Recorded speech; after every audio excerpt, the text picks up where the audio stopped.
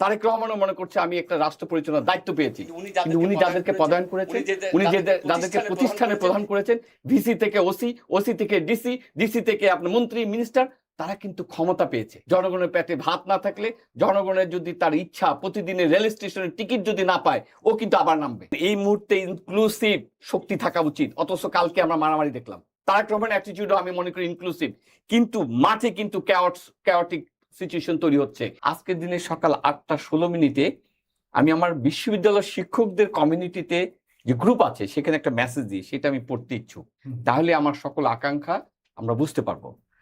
শুভ সকাল প্রাণপ্রিয় সহকর্মীবৃন্দ, আপনারা নিশ্চয়ই অবগত আছেন ছাত্রছাত্রীদের ঘোষিত ঢাকা অভিমুখী লং মার্চ আজ সকাল 9:30টায় জাহাঙ্গীরনগর বিশ্ববিদ্যালয় শহীদ মিনার চত্বর থেকে শুরু হতে যাচ্ছে।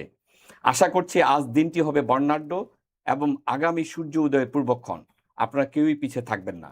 আমার সকল শ্রদ্ধেয় শিক্ষকদেরকে অনুরোধ করব, যাদের পক্ষে সম্ভব এই লং মার্চে অংশগ্রহণ করার জন্য। এই সন্ধিক্ষণে যারা সামিল হবে তারা হবে ইতিহাসের সাক্ষী। তাছাড়া আমাদের কমলমতি শিক্ষার্থীরা যে যাত্রা করবে তাদের সাথে থেকে তাদের সার্বিক নিরাপত্তা এবং সুশৃঙ্খল থাকার ক্ষেত্রে সহযোগিতার অংশ হিসাবে বেশি কিছু বলে ফেললে ক্ষমা চাই, কিন্তু আমি আমার বিবেকের জায়গা থেকে আপনাদেরকে আহ্বান করছি, এটি কোনো একক আন্দোলন নয়, এটি ক্ষমতায় যাওয়ার আন্দোলন নয়, এটি সার্বিক পরিবর্তনের আন্দোলন। আগামীতে যারাই আসুক না কেন, কোনো অবস্থাতে এই ধরনের পরিস্থিতি যাতে তৈরি না হয় এমন ব্যবস্থা প্রণয়নের আন্দোলন। এটি রাষ্ট্র এবং সরকার এবং দল পৃথক করার আন্দোলন। আমি আপনাদের সাথে দীর্ঘ সময় সামাজিক এবং রাজনৈতিক আন্দোলনে ছিলাম। আমি বিশ্বাস করি আপনারা সবাই মনে মনে এই জিনিসটি লালন করেন।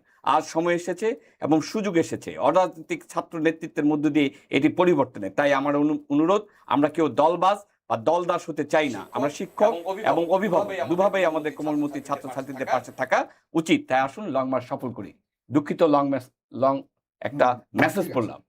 এটি কিন্তু আজকের দিনে সকালবেলা লং মার্চে যাওয়ার আগে, বুঝেন ওই সময় কিন্তু শেখ হাসিনা আছে।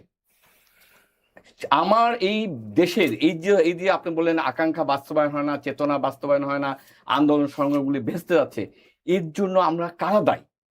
বিশ্ববিদ্যালয়ের মতো আমরা দেখেছি ঢাকা বিশ্ববিদ্যালয়, জাহাঙ্গীরনগর বিশ্ববিদ্যালয়, অপর বিশ্ববিদ্যালয়গুলি শিক্ষক সমাজে, শিক্ষক সমিতি ফ্যাসিস্ট সরকারের পক্ষে কিভাবে ছিল? চিন্তা চেতনায়, মননে, যেখানে ছাত্রলীগকে লালন করে গুন্ডা বাহিনী দিয়ে এই সকল আন্দোলন দমানোর জন্য মেটিকুলাসলি তারা কাজ করেছে। সেরকম একটা দেশে আপনি আশা করছেন যে আমাদের সকল কিছু বাস্তবায়ন হবে? আপনাকে বলি, আমাদের এই জুলাই আগস্ট 5ই আগস্ট ছিল একটা ডিজাস্টার। আমরা যদি বিপর্যয়, তাই তো 5ই আগস্টের ডিজাস্টার যদি হয়, সেটা বাংলা বলছি আমরা সংস্কার করতে চাই, ইংরেজিতে বলা হয় ডিজাস্টার ম্যানেজমেন্ট। ঠিক আছে, ডিজাস্টার ম্যানেজমেন্টের 3টি ধাপ। যদি আমরা আফটার ডিজাস্টারের কথা বলি, রিহ্যাবিলিটেশন, রিকনস্ট্রাকশন, রিফরমেশন। আমরা ডক্টর ইউনূসকে কি দেখলাম, উনি রিফরমেশন নিয়ে আগে আগেলেন, কিন্তু ইমিডিয়েটলি জাতি যে জায়গায় পড়ে গেছিল, যেমন আপনার পুলিশ প্রশাসন কাজ করে না, বিশ্ববিদ্যালয় কাজ করতেছে না, পোস্ট অফিস কাজ করতেছে না, রেল কাজ করছে না, এই ইনস্টিটিউশন গুলাকে রিহ্যাবিলিট করা ডক্টর ইউনূসের কাজ ছিল প্রথম প্রায়োরিটি।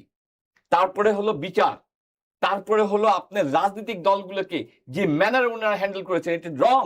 রাজনৈতিক দলগুলোকে একটা প্ল্যাটফর্মে এনে তাদের মধ্যে কনসেনসাস তৈরি করা। সংস্কার তো আসলে রাজনৈতিক দলগুলি করবে। এই যে এখন আসে পার্লামেন্টে ছাড়া করতে পারলাম না তো, সব ভেস্তে গেল না, টাকা পয়সা যত ইফোর্ট। বিএনপি এখন মানে না কেন? কারণ ওই সময় রাজনৈতিক যে পরিমণ্ডলের মধ্যে দিয়ে এটি আমরা চাচ্ছিলাম, সেটা হলো সবকিছু বাস্তব। আপনার কথা, ঘোড়াও যেমন বাস্তব, উনি ডিম দিছে ওটাও বাস্তব, দুটা মিলালে হয় ঘোড়ার ডিম, তাই তো? কিন্তু আপনার পরিকল্পনা, পরিটা আলাদা, কল্পনাটা আলাদা, দুটো অবাস্তব জিনিস, কিন্তু টাইমলি মিলাইলে হয় পরিকল্পনা, একটা বাস্তবসম্মত জিনিস। আমরা আসলে 5ই আগস্ট পরে গণিমতের মাল মনে করেছি, রাজনৈতিক মাঠে রাজনৈতিক দলগুলোকে এটা গণিমতের মাল মনে করেছে, আর সুবিধাবাদী লোকজন এটাকে গণিমতের মাল হিসেবে এই সংস্থা, ওই বিশ্ববিদ্যালয়, এই হাট বাজার, ওই টেম্পল স্ট্যান্ড, এগুলো দখলে ব্যস্ত ছিলাম। আমরা কনসেন্ট্রেট ছিলাম না যে আমরা আমাদের কি করণীয়। আমাদের সিলেবাস তো আমাদের সামনে ছিল, শেখ হাসিনা যা যা করেছে আমরা তা করবো, তাইলে তো আমাদের সিলেবাস তো আমার তৈরি করতে হবে। সিলেবাস তো আমার সামনে ছিল, প্রায়োরিটি দিয়ে সেই কাজ। সিলেবাসটা ঠিক হয়নি ভাই, শেখ হাসিনা যা করছে এটা আমিও করবো। এখন রাষ্ট্রীয়ভাবে নেওয়া সম্পদগুলি তা না নিয়ে ব্যক্তি লুট করবে। এক্স্যাক্টলি। আজকে আমরা কি করেছি? আজকে এখন আমরা নির্বাচিত সরকার, পরিবর্তনের মধ্যে একটা প্রধান পরিবর্তন, আমরা শ্রদ্ধা খালেদা জিয়াকে আমরা সম্মান জানাই, সবকিছু আমাদের শহীদ রাষ্ট্রপতি জানাই, কিন্তু আমরা অনেকদিন পর একটা পুরুষ প্রধানমন্ত্রী পেয়েছি, যে ডাইনামিক, তার অ্যাপ্রোচ, তার চল চলন, এবং উনি নিজেও মনে করেছেন এইবার আমি যদি মনে করি খালেদা জিয়া থেকে তারেক রহমান মৃত্যুর আগ পর্যন্ত ওনার যে দায়িত্বশীলতার কথা বলেছেন, এবং নির্বাচনের পরে তারেক রহমানও মনে করছে আমি একটা রাষ্ট্র পরিচালনার দায়িত্ব পেয়েছি। কিন্তু উনি যাদেরকে পদায়ন করেছেন, উনি যাদেরকে প্রতিষ্ঠানে প্রধান করেছেন, ভিসি থেকে ওসি, ওসি থেকে ডিসি, ডিসি থেকে আপনার মন্ত্রী মিনিস্টার, তারা কিন্তু ক্ষমতা পেয়েছে।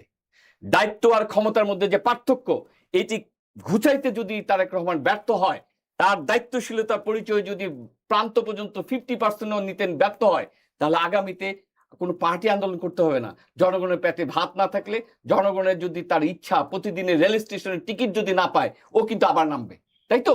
তাই এরকম একটা পরিস্থিতিতে আমি মনে করি তারেক রহমানের যে অ্যাটিটিউড আমার কাছে খুবই ভালো লাগে, কিন্তু কত সময় এসেছে ওনাকে কিন্তু ডুবুরির মতো, সম্ভব না, এটা কালেকটিভ দেশ, ওনাকে ডুবুরির মতো ডুব দিয়ে নেতা খুঁজে আনতে হবে।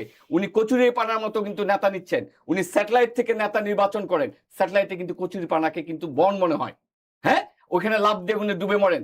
উনি ভাইরাল লোকজনকে নেন, উনি অমুক লোকজনকে নেন, ওনার যে পরিষদ বিশ্বস্ত, নো ডাউট, কিন্তু ইফিশিয়েন্ট কি? তাদেরকে যে দায়িত্ব দিচ্ছে, তারা কি সংশ্লিষ্ট স্টেক হোল্ডারদের সাথে কথা বলে কি হলে ভালো হবে এটি করছেন? যথেষ্ট প্রশ্ন আছে, যথেষ্ট জায়গায় বিতর্ক আছে, তবে ওনার অ্যাটিটিউডকে আমাদের সম্মান জানাতে হবে। এবং আমি মনে করি উনি যদি ফেল করে, এই প্রশ্ন আপনারা বলছিলাম এরপরে কে চালাবে? দেখেন এই মুহূর্তে ইনক্লুসিভ শক্তি থাকা উচিত, অথচ কালকে আমরা মারামারি দেখলাম রাস্তায়, তাই না? তার মানে শহীদ রাষ্ট্রপতি জিয়া রহমান এই দেশে ইনক্লুসিভ রাজনীতি চেয়েছেন এবং উনি সহনশীলতার জায়গা আছেন। তারেক রহমানের অ্যাটিটিউডও আমি মনে করি ইনক্লুসিভ, কিন্তু মাঠে কিন্তু ক্যাওটিক সিচুয়েশন তৈরি হচ্ছে, এটা ওনাকে অ্যাড্রেস করতে হবে, তারেক রহমান কতটুকু হ্যান্ডেল করতে হবে, তার নির্দেশনা অথবা তার কনসেন্টে আছে কিনা বিষয়গুলি, নাকি আসলে উনি এই সকল কিছু জানে না।